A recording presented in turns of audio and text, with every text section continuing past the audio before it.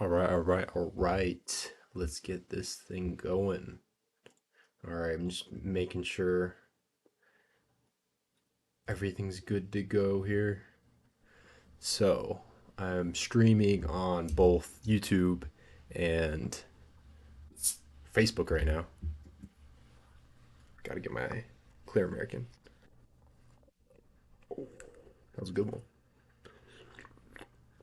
This stuff always hits the spot. But I'm like I said, I'm streaming both on YouTube and Facebook right now using my new OBS software. Awesome software. I'm still eventually gonna make an intro. I think that'd be super cool. Just introduce like updates with everything, and before I actually hop into the actual topic of the night that I'll be discussing, have like a little intro thing like all the YouTubers and the podcasts do. I think that'd be pretty sick, but it's kind of a work in progress right now. Working on a ton of stuff at the moment. Working with my friend recently, Wanchai. He's a big YouTuber guy. I've known him for a long time, over the years. Known him since my church mission in Japan, and we worked together doing sales. And he's a dad now, so congrats! Shout out to him. He had a son with him and his wife Rachel. So congrats to him, and yeah, hopefully we can do some cool stuff in the future. But he gives me a lot of really good advice, just because he comes a little bit more from the YouTube space and me a little bit more from the business space, not necessarily super savvy on creating YouTube videos and editing and streaming. What's good quality stuff? How to edit stuff? How to create thumbnails? As you can see, the new thumbnail I've been using, and I'll probably use from now onward, is that kind of template. So it's a work in progress, but I'm trying to up the quality up for all y'all out there. So exciting things coming. So working on that, trying to update the channel, trying to post more a little bit on my Instagram, post a little bit more style posts, just different outfits and different stuff you can wear for different occasions, and trying to post a little bit more reels on there other than the men's value tips, which weekly, Sunday and Wednesday. And yeah, that's my first stream actually in a while. I didn't do pretty much all of last week, except I did do Juneteenth on Monday, just because things were pretty busy. I had to catch up on some stuff, and I mean, to be frank, there was just stuff going on. I should have done a stream, but I wanted to be well prepared, because in the past I have done streams where I have not been prepared, just because even before I actually do the stream, I might make a video kind of looking into kind of all the different preparation that comes into a stream, just because I want to be a little bit more prepared, a little bit professional, in what I'm discussing, what I'm talking about, links to different stuff I want to share video wise and react to. And then right afterwards, I do all the timestamps and all the stuff in the description link wise. So decent amount of preparation comes into it. This one, not so much, only around an hour or so. But other videos, definitely hours and hours of research and investigation and compiling of different information. Just so this can be high quality, I can have good discussions about different topics that I discuss, and I can come well informed instead of just winging stuff, just because I want to produce high quality stuff, high quality content. So that's kind of just the intro today. What's up with my life? Life's going on. Work is work. I don't know. I tell people all the time, and I've seen a couple of people I haven't seen in a while, and they just ask, "How you doing, man?" I'm like, "I'm doing good, doing this new stuff here and there." But as for work, it's, same old, same old. Once you're working full time,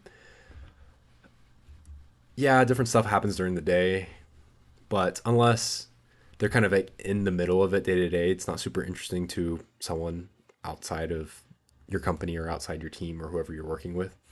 So not much is different. I am moving pretty soon, so getting ready for that. Anyway, no more about me, my personal life, and all that. Let's go dive into the topic tonight. Oh, shoot.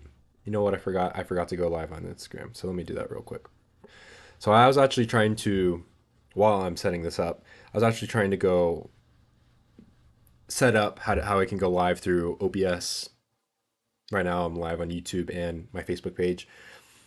Excuse me, but I was trying to figure out how I could go live on both Instagram and Twitter at the same time, just to increase exposure and get a lot more people on just all platforms for my live streams.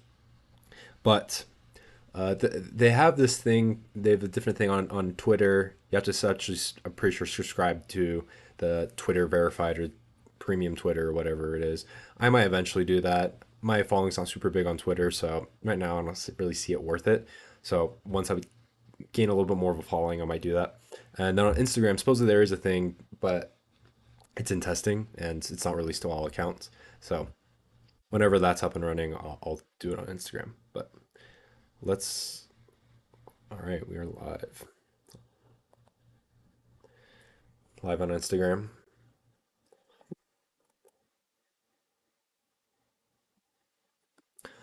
All right, people on Instagram, we're live on Insta, live on YouTube.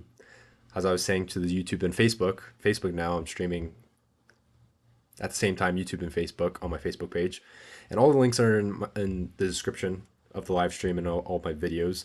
So follow my Facebook page, follow my Instagram, all of my handles. If you're on the actual live stream, if you're on Instagram, go ahead, head over to YouTube or head over to my Facebook page. Follow me on all of those different platforms. So we're gonna go hop right into it tonight. The topic being discussed: the top five regrets of the dying. So somewhat grim topic. If you heard it for the first time, I actually have never heard of this. I have heard of it before, but I had no idea what it was. But I recently was watching. Like I said, I love just learning new information, hearing from different people, hearing their different experiences. So I'm on YouTube and different platforms just to find out about people and their lives and how I can apply it to my own life. But I was on this one podcast. This guy, he's being interviewed, or they were talking with him. His name, I actually don't know his real name. I don't think he publicly releases his real name, but he's known as the Sartorial Shooter.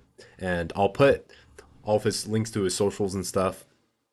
Actually, let's do this. I'm gonna pull up my Instagram and I'm gonna share my screen. We're gonna look over him. This guy's sick. He's an Aussie. He's from Australia and he served in the Australian military, Australian Army. All right, let me pull this up real quick. So sorry for you people on Instagram. If you want to see what I'm sharing on my screen, then go check out YouTube. Go check out my Facebook page. I'm live there and you can see it. All right, let's make sure this is set up. All right, cool. I actually have him pulled up right here. Sartorial Shooter. Let's see if this thing will load. Here we go. A sartorial shooter, professional problem solver. He's from Australia. I guess he supposedly knows six languages, which I would assume so. He works in military operations, private security, as well as different situations all around the world. So he's typically in a lot of dangerous places. So this is the guy that I was watching a podcast of him, and right now I think he's doing a ton of different podcasts from a lot of different creators. But this guy's sick. He's like this like six. I want to say he's like 6'4", 6'5", like Aussie dude.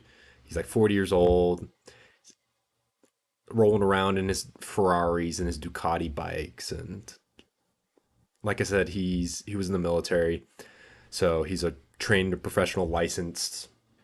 I don't even know what you call it, what the term is, but licensed professional gun instructor and all of that stuff. So it was this dude, pretty sick. Of course, I'm sure you saw pictures. He is good friends with the Tates, with Top G himself.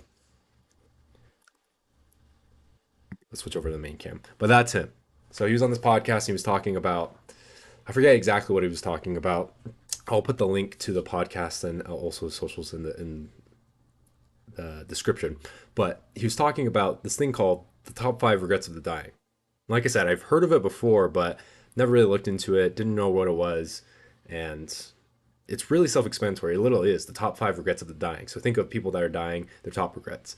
So the background of it is there's this nurse named Bronnie Ware. She's ironically Australian as well. And she spent several years working in different care units, caring for patients, specifically in the last 12 weeks of their life. So if you're in the United States, it's typically known as hospice or home health. My mom actually did a lot of this stuff. So you basically with patients taking care of them during the last several weeks of their life. And you see lots of different stuff. And I haven't had this personal experience.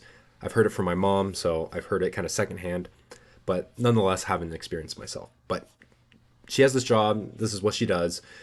And she thought it was really interesting with a lot of her patients that she kind of asked them some of their dying wishes and retrospect and reflection on their life. What was important? What wasn't important? What would you do different? What would you not do different? She asked those kind of questions.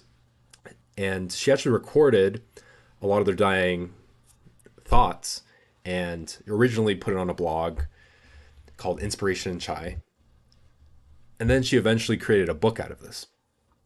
As you can see, I mean, she probably had hundreds, if not thousands of patients. I'm not sure exactly how long she was doing this, but you have a lot of patients and a lot of those patients pass away and you get new patients. It's a tough job.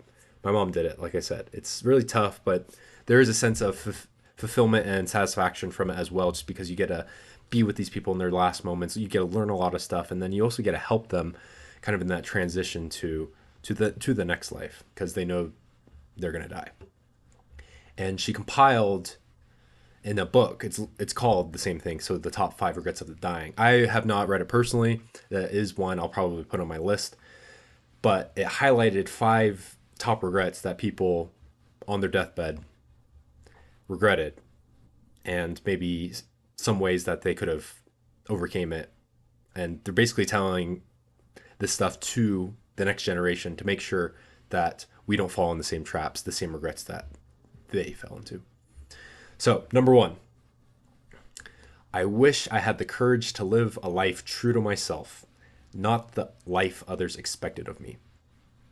And there's a little caption underneath it to kind of describe this is what I believe Bronnie. It's weird to say Bronnie because I think of just LeBron James' son. But anyway, I digress. This is a little caption I believe from the book. This was the most common regret of all. So number 1, wish you had the courage to live a life true to yourself, not live the life that others expected of them. So this was the most common regret of all. When people realize that their life is almost over and look back clearly on it, it is easy to see how many dreams have gone unfulfilled. Most people had not honored even half of the dreams and had to die knowing it was due to the choices they had made or not made. Health brings a freedom very few realize until they no longer have it. So I think this one's really profound, and I think as well it is one of the first ones. And this is actually the one that the sartorial shooter, the one that I kind of found this top 5 regrets of the dying from. And he kind of put it in context. Basically, he talked about you have to be selectively selfish in the sense where, of course, you live and you experience and you try to help people along your journey of life, or this journey we call life.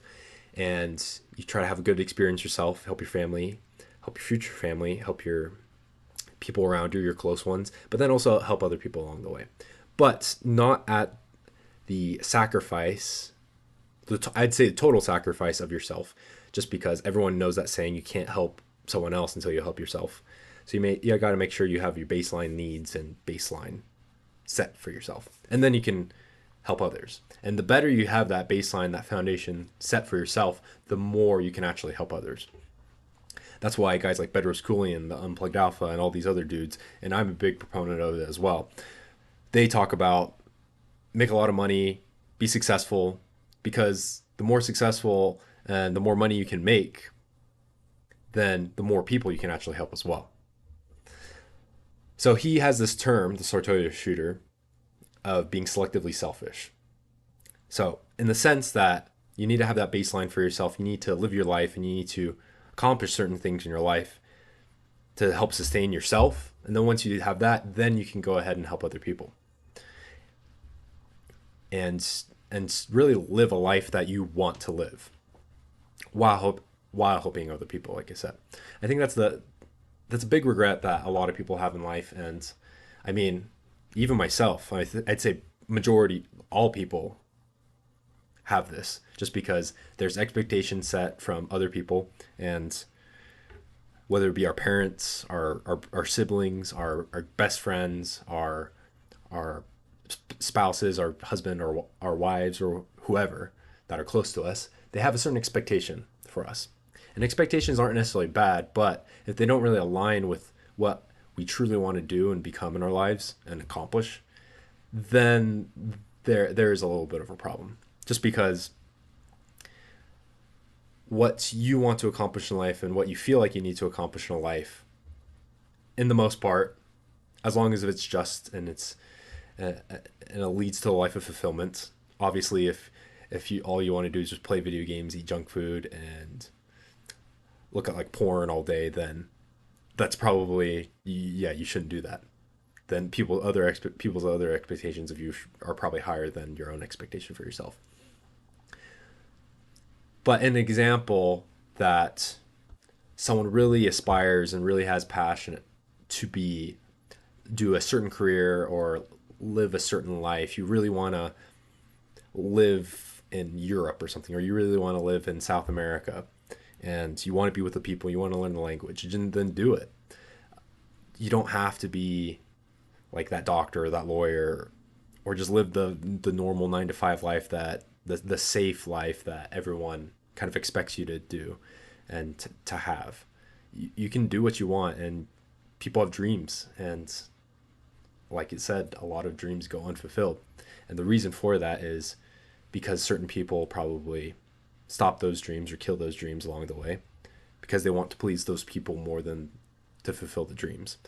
I think there's a balance that you can do of both. You can how do I want to phrase it?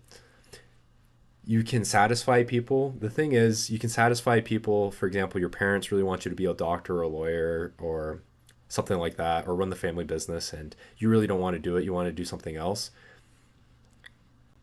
In the short term, you might be seen as a failure or not living up to their expectations. But once you get big and you become world class or whatever it is you want to do, whether it be you want to be a stand-up comedian, you want to be a sports broadcaster, you want to be a sports commentator, you want to run your own small business. Once you kind of become world class and very successful in whatever it is you want to be, or you just want to be simply a man of God, then that's when it's not, unfortunately, till like the end where your parents in this situation would see, hey, maybe you didn't do exactly what we wanted or expected you to do, but you actually achieved your dreams and we're super proud of you. And you eventually do meet their expectations, and and eventually they change their expectations for you. But unfortunately, that doesn't really come at the beginning. That usually comes at the end, after you become world class, after you become successful. So that's number one. I wish I had the courage to live, live a life true to myself, not lives expected of me. And it goes along with, people get obsessed with what other people think about them. And it's just natural as a human. But it's interesting when you actually find out how little people actually think about you. Because most people think that other people think about them all the time. But it's actually the contrary. People rarely think about you a fraction of the time. And it's usually, like I said, for a fraction of the time, and they forget and whatever. So think of the example: there's an attractive girl. I don't know who she is. She doesn't know who I am. I'm just going to walk up to her. I'm going to introduce myself. I go, totally make a fool of myself. I think about it probably for the rest of the night. She probably thinks about it for like the next 5 seconds and then forgets about it. So that's a prime example of it. All right, number two. I wish I hadn't worked so hard. So this one specifically came from every male patient that she had. So she says, this came from every male patient that I nursed. They miss their children's youth, and their partner's companionship. Women also spoke of this regret, but as most were from an older generation, many of the patients had not been breadwinners. All of the men I nursed deeply regretted spending so much of their lives on the treadmill of a work existence. And I think this is definitely true, especially if you're thinking of a 9 to 5 job or building something for someone else, working for a giant corporation where your family and your kids are not very involved. And the same can be true with even running your own business. Say I run my own like fintech company and that becomes my passion and I'm at work all day and I don't spend any time with my kids or my wife or my family, then that can very much be the case and I'll probably die and I probably say the same thing. I wish I hadn't worked so hard just because yeah, my business might have been super successful, but my relationships with my kids and my family and the people that were actually like meant something to me weren't very successful just because I didn't put the time in. I focused my time on the business instead. But the cool part is, especially running your own business and kind of having that flexibility, incorporating your family into it as well. So, for example, if it's a family business or if it's something you can teach your kids skills wise, and they can come to work with you and they can learn about it. And maybe they don't necessarily do what you actually do or work in the business that you build, but a lot of good memories can be built surrounded by that. And the thing is, eventually, freedom, if you can build your own business and you can schedule time, you work really hard at the beginning of your life and set things up in your 20s and your 30s, then you can enjoy your kids, you can enjoy your family, you can enjoy the people close to you the rest of the time. But there are definitely seasons in life, and I talk about this in one of my men's value tips. There's seasons in life where you have to grind, you have to spend a lot of time in the office, you have to spend a lot of time building your business, creating success for yourself and for your family and providing for them. But there's also times for your family, and you just need to make sure you set aside time before time runs out. And I think it's interesting, very, very true for all the dudes out there, just because most of us are going to be the breadwinners. But it would be interesting to see kind of this paradigm shift because a lot of her patients obviously are dying, so they're probably our grandparents or parents' generation. It'll be interesting to see when our generation gets that old because with this kind of new wave of feminism where women are becoming more of the breadwinners, women are working more in the workplace and making more money and spending more time in their careers and maybe not so much on spending time with their family or their friends or whatever. They're focusing on making money and building their business and their career. It'll be interesting. I think we'll see a shift, not necessarily less men, but a lot more women saying the exact same thing as well. Especially the career women that don't really have the opportunity or don't choose to raise a family and they don't have any kids and they die kind of alone, unfortunately. I think we'll see those kinds of women saying the exact same thing. So it's not gender specific per se. All right, number 3. I wish I had the courage to express my feelings. Now, this is an interesting one just because, as all of you know, I'm a big fan and proponent of stoicism, especially for men and for guys, that you don't really show emotion per se all the time. You kind of keep it, you're basically the rock of the foundation of the family or your friends or whoever your social circle is and whoever you care about. And you're more, you process your thoughts and your feelings a lot more closely and you just don't wear your emotions on your shirt. You don't wear your emotions like a shirt and you have stability and you're able to kind of get back in balance. That doesn't mean you don't have emotions just because obviously everyone has emotions and it's okay from time to time, but you have to get back to some sort of equilibrium and balance within a certain amount of time. And you don't always feel like that. You're not always moody. You're not always emotional. Just because, one, what woman wants a guy like that? Two, how can you be a father when you're moody and emotional all the time? And then three, well, how can you be successful as well? If you don't feel like doing something, then if you're not going to do it, then you're not going to be successful. The successful people do the things that are necessary even when they don't feel like doing them. So that's kind of my take on it, and I'll read the little excerpt from the book that she says. Again, this is number 3. I wish I had the courage to express my feelings. Many people suppress their feelings in order to keep peace with others. As a result, they settled for a mediocre existence and never became who they were truly capable of becoming. Many developed illnesses relating to the bitterness and resentment they carried as a result. So this also goes into expressing your feelings and your thought processes on certain things, especially stuff that you're very passionate about. For example, me and my religion. I'm very passionate about my religion. I think it's really important in my life, and it's a big driver for how I live my life day to day. And if there are people around me that have contrary beliefs, I don't necessarily put them down. I don't speak bad about them. But at the same time, if they're doing things that don't really align with me, I'm not going to participate in that, and I'll probably say, "Hey, let's not do that," or "Hey, let's go do something else." I will make it a priority to kind of go away from the stuff I don't really believe in, and also voice my opinions as well. And that doesn't mean I'm always just one of those people, either far left or far right. They both do it. Very much in the middle right leaning. That's what I would describe myself as. But you don't have to constantly portray what you believe in onto other people. I think there are certain things that are generally net positive for everyone. So, for example, I'll always post stuff about like going to the gym, getting in shape, and being like working hard and having a good work ethic and treating people with respect. And general themes and topics like that, I think, are good to kind of promote and to share regularly, so that because they're net positive, right?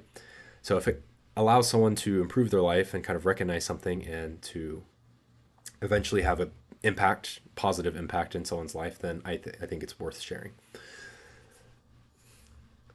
And also just being frank with people as well. Obviously, there's some people that don't really have a filter, and because they don't have a filter, they don't no one really likes them. So I'm not saying do that, but I'm saying you can put your foot down. You can draw the line on stuff that you maybe don't believe in or possibly disagree with, but that doesn't also mean that you treat someone with disrespect. And this is all based upon if you get disrespected first. So don't necessarily suppress your feelings. Don't be that basically don't be passive aggressive, because I there's a lot of people that are passive aggressive and is the worst thing, and it really shows that they're super anti-confrontational, and it kind of shows their character that they're not willing to, especially a guy. That is one of my worst pet peeves is a man that is passive aggressive. Well, if he's passive aggressive, then I don't think he's really a man. But I digress. If you have a problem with something or you don't agree with something, then say something. Like, obviously, there may be stuff I'm unaware of and I don't necessarily recognize. Then that's when someone chimes in and say, "Hey, actually, I didn't appreciate when you did that," or "Maybe we should do this." Awesome. I'm glad you let me. I'm glad you let me know. I didn't recognize that because I'm a dude, and guys are really bad at picking up on either social cues or stuff that's in the obvious that doesn't really align with what we're currently thinking at the moment. So, oh, sorry, a notification popped up on my phone and I just hit my laptop screen. So, put your foot on the ground, stand up for what you believe in, be stoic. That's number 3. All right, number 4. I wish I had stayed in touch with my friends. Here's the excerpt from it. Often they would truly realize the benefits of old friends. Oh, sorry, I read that wrong. Often they would not truly realize the full benefits of old friends until their dying weeks, and it was not always possible to track them down. Many had become so caught up in their own lives that they had let golden friendships slip by over the years.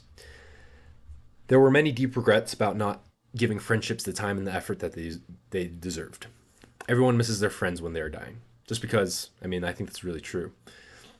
Because when you're dying, unless you have like a spouse that's still alive or family or close friends that you do keep in touch with, that you have taken the time to develop those relationships, then you're just going to be by yourself. And that's the saddest thing And my mom just told me stories many of times where it's the saddest thing where this patient, they're just dying alone and they have no one close to them, no one that they care for slash no one that cares for them, and they slowly die by themselves, and it's the saddest thing because in those moments all you need are people around you that care about you and to share kind of some lasting moments with each other. So I'm a big proponent of not necessarily just in the sense of networking, but keeping in contact with people. So if you ever see me at events, I try to constantly make an effort if there's someone I know and someone I have even just like a acquaintance relationship with. I try to be like, hey, what's up, man? Or hey, how's it going? Like, I haven't seen you in forever.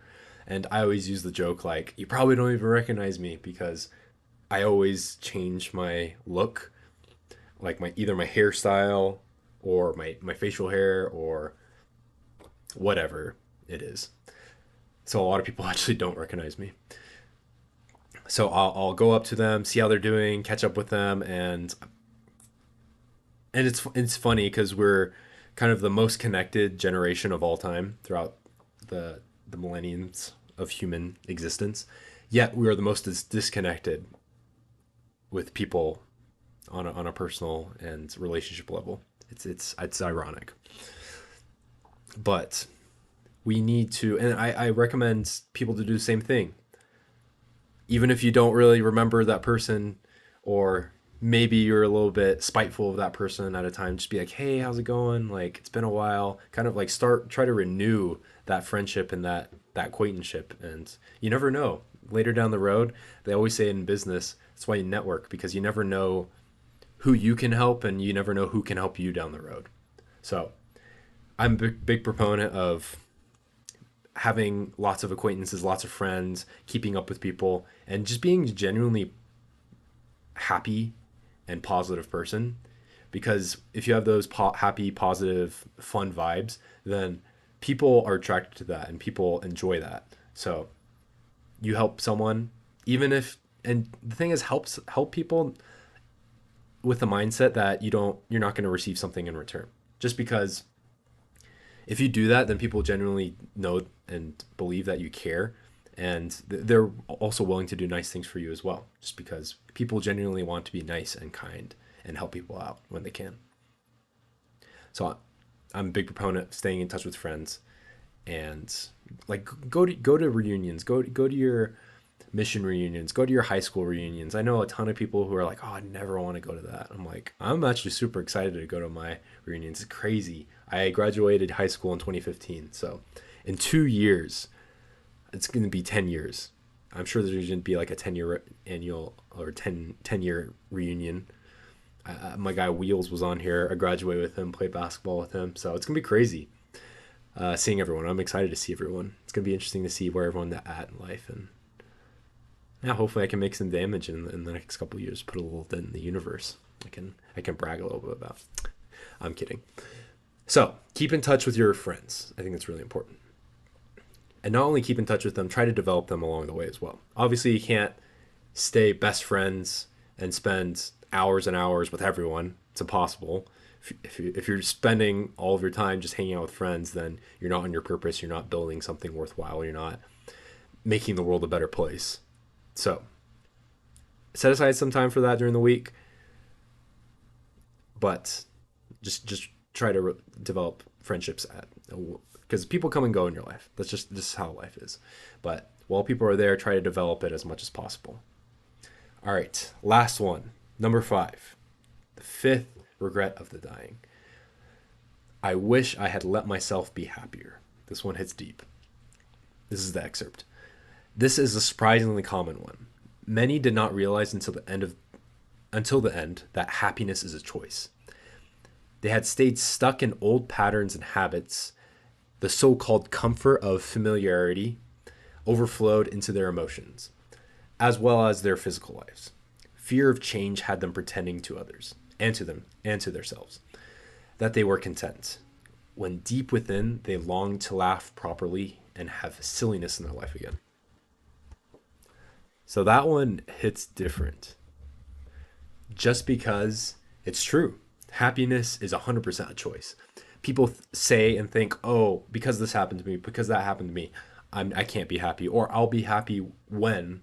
How many times have you heard that statement? I'll be happy when I graduate. I'll be happy when I get married. I'll be happy when I get that promotion. I'll be happy when I make six figures. I'll be happy when I'm a millionaire. I'll be happy when I buy that nice sports car. So people always say that, and you can always say that forever. The thing is, you can be happy in the moment, and you can be happy your whole life. Of course, the goal is to become happier as life goes on. Just because I am a big believer and proponent that the older you get, the better life is. People are really afraid of getting old. I am actually super excited to get old. You know why? Because I have more experience. I have more I'll have family, I'll have deeper relationships with my family. I'll have hopefully more money as well. And I might be going to the I'll be happy when I have more money. That's not necessarily the case. I'm happy now and I've been happy for a long time. But you need to recognize that happiness and you need to make it a choice. And also I'd say being happy is an action as well. Just because you can be content, or let me rephrase that. You can be happy, but you can also not be satisfied at the same time. I'm a big believer in that, just because I think you can level up your life and you become infinitely better over time. But at the same time, you can enjoy kind of what's happening in the moment, and you can enjoy current experiences. You can enjoy current friendships, relationships, and certain experience and current experiences and situations, while at the same time building stuff for the future and getting excited for that. Like even right now in my life, it's kind of a limbo waiting period until I move back to Texas, start my new job, get settled there and everything. But I'm enjoying life right now. Like I'm having fun, going out with people, doing fun stuff, enjoying my stuff, while at the same time building my YouTube audience, building my Instagram audience, enjoying myself creating content, trying to help other guys as well, building potentially a future business, networking with different people, thinking of different ideas, investing in different stuff. So it's not all sacrifice. It's a lot of living at the same time, and I get excited about it. Like I used to be a big video game guy in my middle school days. RuneScape, man, that was my game. I spent so many hours on that, and a lot of long all nighters with my cousins, wood chopping, mining, doing Slayer tasks and stuff. Spent a ton of time on that. But then, kind of like after that phase ended, it was sports, and then after sports ended, when I graduated, went on my mission, came back. I don't know. I got really obsessed with just like improving my life. Like I'm sure all of you have played GTA before, right? Grand Theft Auto.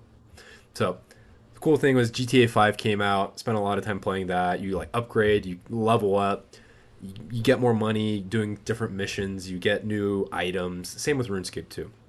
And you level up and you make your character overall better. And that's a video game. So you spend hours and hours and hours doing that in a video game. Think about you can do that in real life. And that's kind of where the switch flipped for me is why am I spending all this time just doing this virtually? Why don't I just do it in my life right now? Like that'd be how sick would it be to have like a sports car? How sick would it be to have a really nice house? How sick would it be to be able to travel to other places? How sick would it be to meet certain people? How sick would it be to get jacked and lift 500 pounds? How sick would it be to grow a sick beard? How sick would it be to enjoy my time with the boys and have fun, have good relationships with some ladies as well? You can level up your life like that in real life. Your life is like a video game. Your life is a video game. The better it gets, your life is like a video game. The more you level up, the better it gets. So that's my 2 cents. Happiness is a choice, and once we realize it's a choice, then that's kind of where our paradigm and our motivation. We don't even need motivation. You build discipline, that because motivation is fickle. Motivation is fleeting. You build discipline, and once you build discipline, you just continually go at it every single day in life, and you're excited to do it. So, those are the top five regrets of the dying from the book by Bronnie Ware and true experience. So, recap all of them. Number one, I wish I had the courage to live a life true to myself, not the life others expected of me. Number two, I wish hadn't worked so hard. Number three, I wish I had the courage to express my feelings. Number four, I wish I had stayed in touch with my friends. And number five, I wish I had let myself be happier. So I'll end with that. I thought that was really profound. And like I said, a book that I will probably read in the future.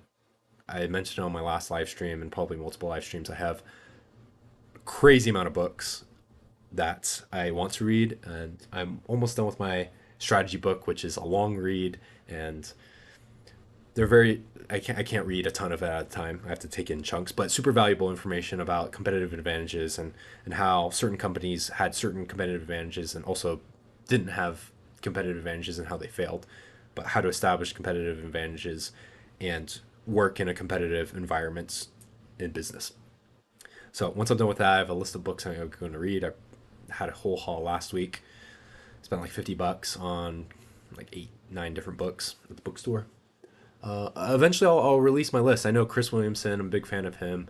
He does the Modern Wisdom YouTube channel. Does a bunch of podcasts. He released a big book list. I think I'll probably do that in the future. Like I said, after I finish some books, I even might do some lives on and some videos on book reviews that are of books that I find really profound and my kind of my takeaways, and basically the Spark Notes, kind of a quick 10-minute breakdown of what I found profound in the book and what are good takeaways to apply into one's life. So look at that stuff in the future. I'm trying to think of anything else that's coming up soon. I'm gonna stream again on Thursday night. I'm still kind of picking some topics. I'm not exactly sure what I'm gonna do yet. Trying to see if I have a few topics that I've already thought of. So today was the top five regrets of the dying.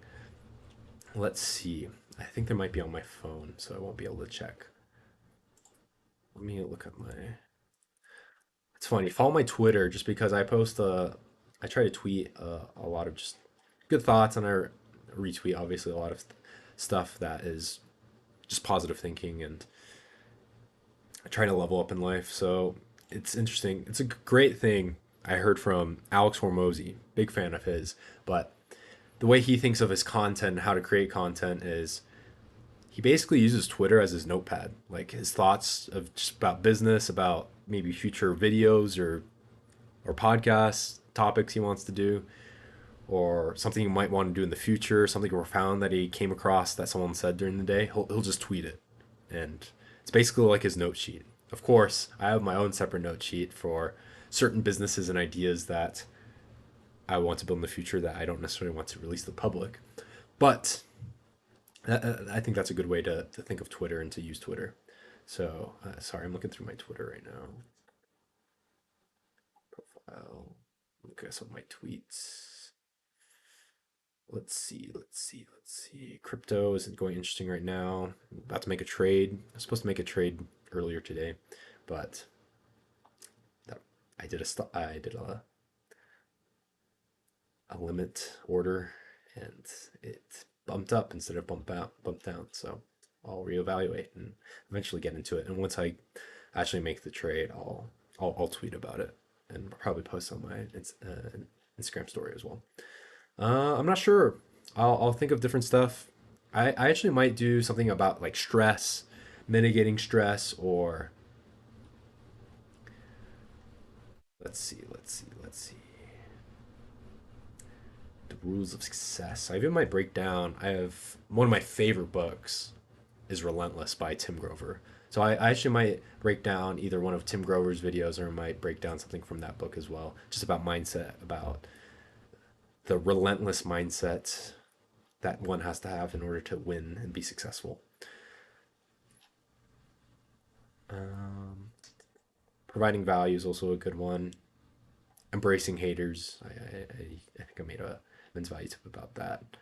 I might do one on nutrition. Who knows? So there's a couple ideas. I'll probably release that tomorrow, and well, I'm gonna go live on Thursday. And as with as with everything, trying to help you guys get stronger, smarter, healthier, wealthier. So go ahead, subscribe for more Men's Value Lives, and follow my socials for more tips and more value. So I will leave you at that. I'm gonna go eat some dinner. I need to do some other work, and